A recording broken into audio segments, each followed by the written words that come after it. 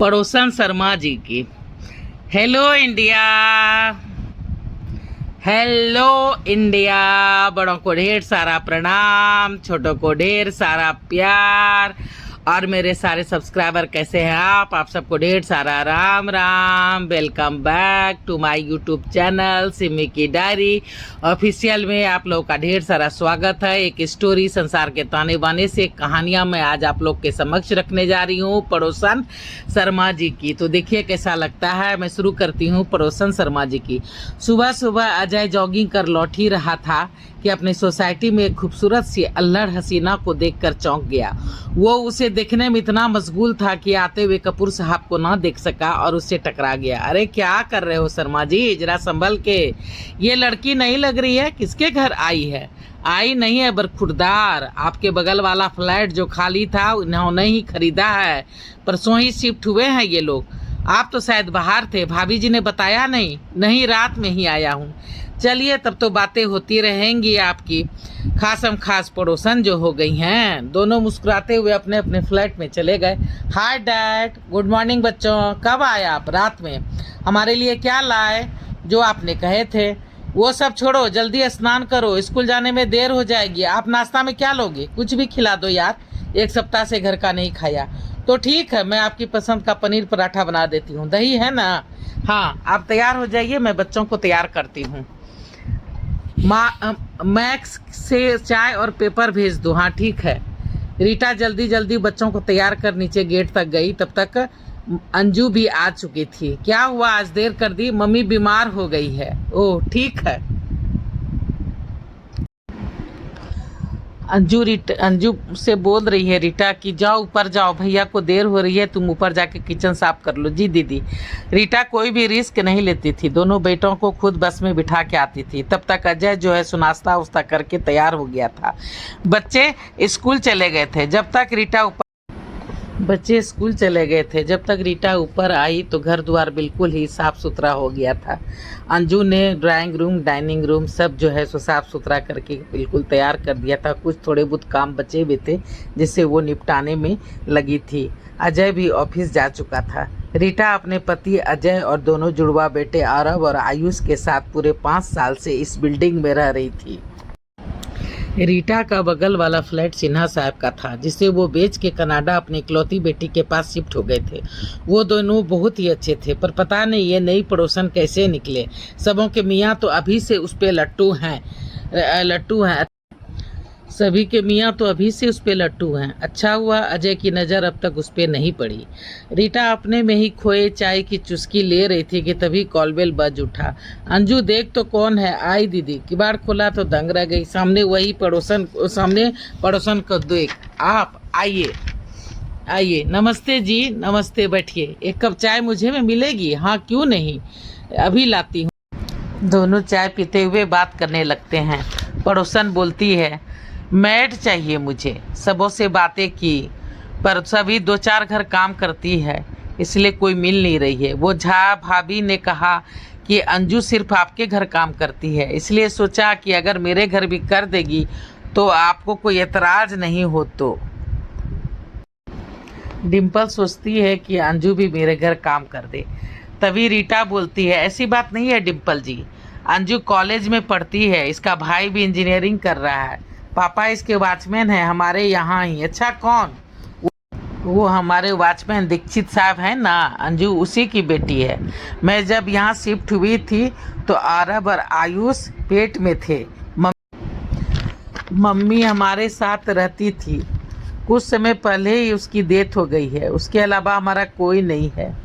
मैं अनाथ हूँ। अजय और हम साथ पढ़ते थे, साथ ही जॉब करते थे। लव मैरिज है हमारी। मैंने जॉब छोड़ा, फिर भी दोनों बच्चों को संभाल नहीं पाती थी तो दीक्षित साहब को हम पे दया आ गई, इसलिए उनकी पत्नी आ जाती थी मदद करने। अभी बीमार है 5 दिन से बीमार है मिसेज दीक्षित, इसलिए अंजू आ रही है। अंजू ने तो हमें बताया भी नहीं था, आज ही बताई है। ये सिर्फ किचन साफ करके थोड़ा बहुत सब्जी आटा गूँथ देती है, थोड़ा बहुत घर द्वार साफ सुथरा कर सजा देती है। बाकी सारा काम तो मैक्स करता है, वो भी एक ही टाइम आता है, वो भी पढ़ता है। तो दोनों बच्चे जो हैं सो पढ़ने वाले हैं डिम्पल जी, इसलिए सिर्फ नाम का थोड़ा सा बहुत मदद हमारा, चूँकि सवेरे काफ़ी आपाधापी हो जाती है तो इसलिए मेरी मदद करने के लिए आ जाते हैं। बाकी नाश्ता खाना डिनर लंच जो भी होता है वो सब मैं ही खुद करती हूँ। ओ यानी सारे काम तो आपको खुद ही संभालने पड़ते हैं। हाँ, कुछ ऐसा ही समझ लीजिए। अब जब जॉब छोड़ दिया है तो घर का सारा काम करने में क्या बुराई। तो सवेरे सवेरे थोड़ा आपाधापी हो जाती है तो बच्चे मदद कर देते हैं। ठीक है, तब मैं चलती हूँ, किसी और से बात करती हूँ। 1 मिनट दीदी। तभी मंजू बोलती है, हाँ बोलो। रुक्मणी चाची से बात करती हूँ, पिछले महीने उसका एक घर का काम छूट गया है, शायद वो कर ले। यहीं बगल वाले सोसाइटी में रोड के उस पार जो है झुनझुन वाला, उसी के फ्लैट नंबर 15 में 15 और 20 में काम करती है थी। रुक्मणी चाची हमारी पड़ोसन है।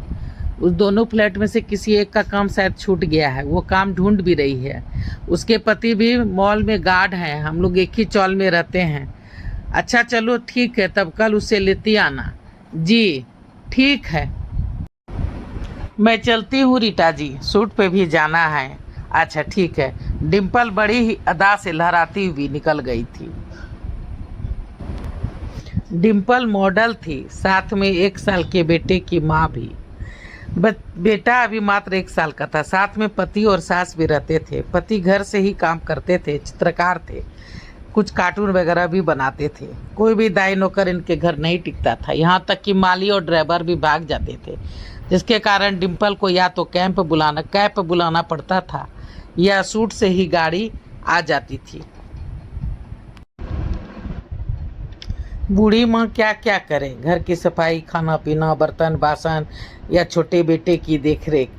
बेटा हाथ बटाता था, पर दिन भर घर में हो हल्ला होता रहता था। हमेशा खाना जो है सो होटल से ही आता था, क्योंकि बूढ़ी औरत क्या क्या करे, खाना बनाने का फुर्सत ही नहीं मिलता था, जिससे तबीयत हमेशा सबकी गड़बड़ चलती रहती थी। भला इस तरह की बातें कहाँ छुपती है। धीरे धीरे पूरी सोसाइटी और अगल बगल की सोसाइटी में भी ये बात फैल गई थी कि मैडम तो दिन रात सूट के बहाने बाहर रहती है, ऐश करती है, और घर में माँ बेटा या तो खटते रहते हैं या तो लड़ते रहते हैं। और इतनी कंजूस है, पता नहीं किस बात की कंजूसी कि दाई और नौकर भी लोग नहीं रखते।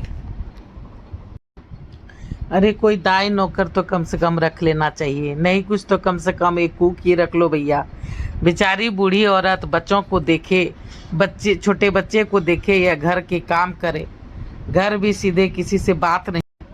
बेचारी बूढ़ी औरत दिन भर खटते खटते बिल्कुल चिड़चिड़ी सी हो